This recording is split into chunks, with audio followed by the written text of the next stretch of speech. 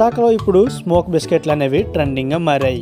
Biscuit తినగానే నోట్లో నుంచి అదేవిధంగా ముక్కులో నుంచి పొగలు రావడంతో చిన్నపిల్లలు పెద్దలు కూడా ఇష్టంగా తింటూ సెల్ఫీలతో ముంచెత్తుతున్నారు. బిస్కెట్లు తినే వాళ్ళకు చూస్తే మనకు కూడా ఎంతో ఆసక్తికరంగా ఉంటుంది. ప్రస్తుతం విశాఖ జిల్లాలో ఈ బిస్కెట్లు అనేవి అధికంగా సేల్ అవుతున్నాయని నిర్వాహకులు చెబుతున్నారు.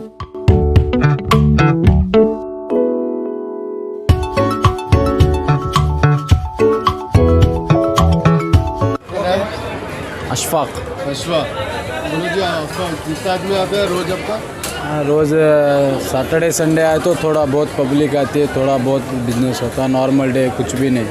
1000 रुपये 1200 1500 ऐसा होता.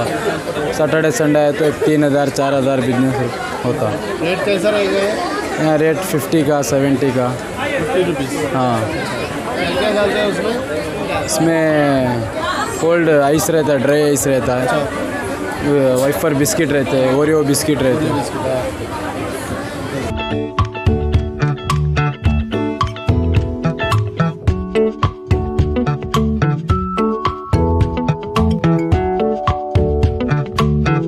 నా పేరు విజయ్ అండి. నేను గోపాలపట్నం నుంచి వచ్చాను.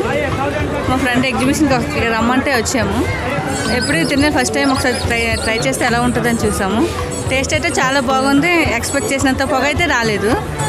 బట్ మాకు ఫస్ట్ టైం కదా, ఎలా చేయాలో నాకు అర్థం కాలేదు, అంతే, ఇంకేం లేదు.